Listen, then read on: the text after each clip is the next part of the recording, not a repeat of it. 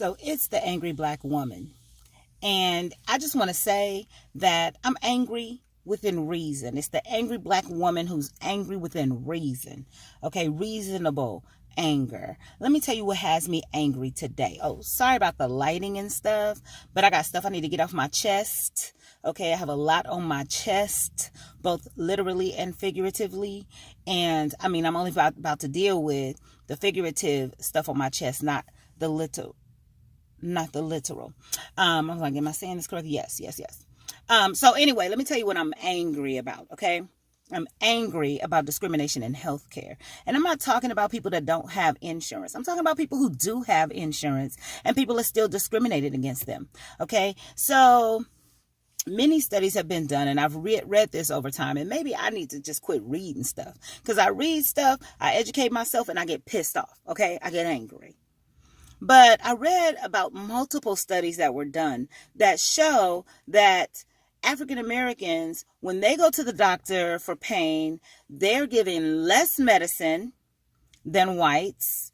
There is an assumption, both with lay people and with medical students and with resident doctors, that blacks can tolerate more pain than whites. What's up with that?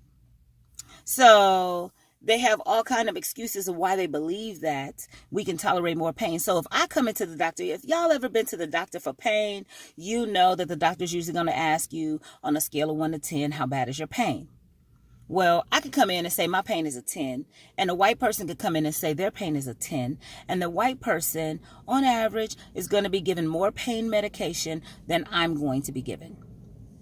And, you know, that kind of stuff pisses me off, okay? Because the main thing, race, class, and gender, when people are discriminated for those reasons, it really takes me off the deep end, okay? It really bothers me.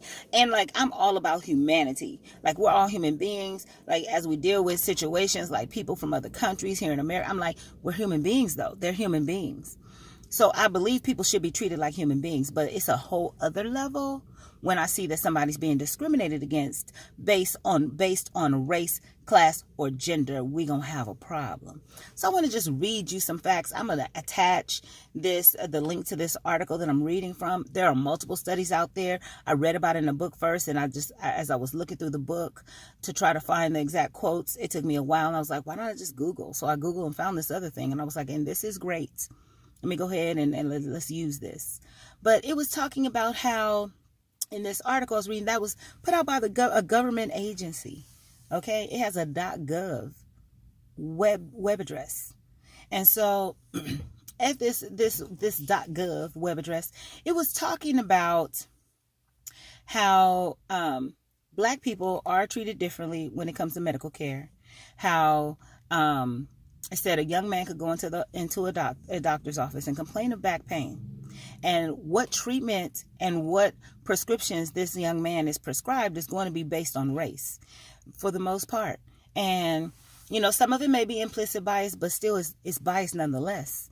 And the outcome is bad for people who look like me. But then the thing that really ticked me off in this article was it ended up talking about children. You know, I got a problem when you start discriminating against children. So let me go ahead and read that. It says here in this text, I should have had it scroll to the right place. It makes me angry when I do stupid stuff like this and don't have my text queued up to where it needs to be, and now I'm scrolling, but I found it.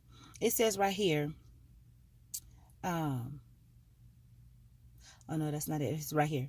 It says this disparity in pain treatment is true even among young children. It says, for instance, a study of nearly 1 million children. They didn't just take 10 folks from the hood and ask them, put a microphone in their face at news at 6. No. A study of nearly 1 million children diagnosed with appendicitis revealed that, relative to white patients, black patients were less likely to receive any pain medication for moderate pain and were less likely to receive opioids, the appropriate treatment for severe pain. This is a problem. When you're even doing this to the kids who are suffering from appendicitis, you won't give them the proper medication to take them out of pain. And I'm understanding this even more. It's personal to me. And the reason why this is even on my mind right now is because I just moved back to Southern California. And I had knee surgery some years ago. And I have severe arthritis in my knees. And so I take Motrin 800 milligrams for this pain. When I was in the Bay Area, I had a black doctor. He prescribed me this 800 milligrams. And he gave me a quantity of 90, which the prescription said take one per day, one every 8 hours, as needed for pain. Well, I don't ever take 3 a day. And on the weekends, I usually don't take any because I'm not on my feet enough to be in that much pain. But during a work day, I'm assistant principal. I'm on my feet. I'm back and forth, up and down, all around, observing teachers, checking on kids, following kids. Like, there's work to do that requires my knees to not be in pain. Okay. And so my problem is I go to my new doctor here in Southern California, and initially he didn't even prescribe me any pain medication. And I told him that I needed a refill on this Motrin, but he didn't put in the refill for the Motrin. Okay, so we got a problem. So then I call the pharmacy department because I'm with this large network that shall remain unnamed.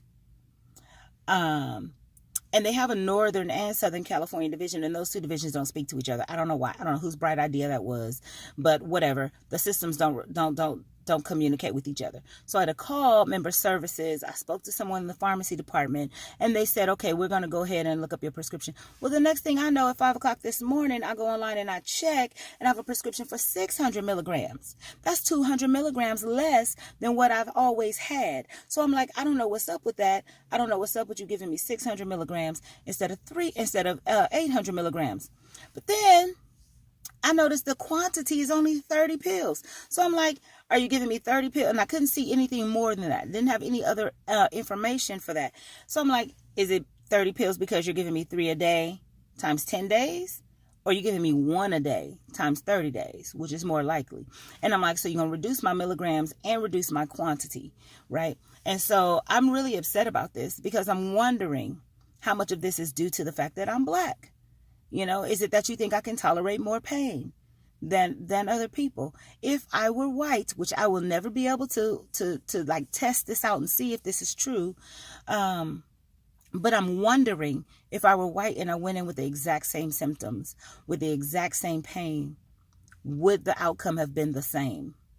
I have a friend who told me about an experience where he had kidney stones. He went to a doctor in the wealthier neighborhood where he works, and he was able to get morphine for the kidney stones, no problem. Prior to that, he had gone in the black neighborhood, and he couldn't get them to give him morphine for anything. He was like, I happen to know that this is the treatment that I need in order to get rid of this pain for kidney stones. And it's the only treatment really that's going to work. And they refused to give it to him. And then he felt like the more I ask for it, the more they're not going to give it to me because then they think I'm addicted to drugs or something. But no, I just want to stop being in pain right now. And he's black, but he was in a lower income community of color where they were not giving him morphine. When he went to the white neighborhood that was wealthier, upper income, they had no problem giving him morphine, which I'm glad to see. Because even when I selected my doctor, I chose to go into the wealthier neighborhood for that very same reason. I'm like, I don't want a problem with people prejudging me because I'm black and I'm in the lower income community, which is closer to my job and everything. But I'd rather go out of the way to get to a wealthier community so I don't have to deal with problems of them not even having the medication in stock because they don't keep stock of the medication that I'm actually need. I don't want to be in that. I don't want to be in the place where we only stock generic. We don't stock name brand. I don't want any of those problems. But then I find myself still going down this rabbit hole where I could be discriminated against. And I don't know for sure. And I'm not saying that, but even the possibility that I could be, and even the statistics that I've already read, and the fact that they tested this situation with over almost a million kids, and found that black kids were not given the pain medication they needed, but white kids were, it's a problem. And it has me angry. And it just so happens that I happen to be a black woman. I mean, I came out the womb like this. I probably didn't come out the womb angry or a woman, but I was a female and I was going to grow into an angry black woman. I came out of, now the light's going to go off and everything. I came out of the womb black. So this is not something I can help. But for doggone sure, I deserve the same treatment that everyone else does because I'm a human being, whether you believe it or not.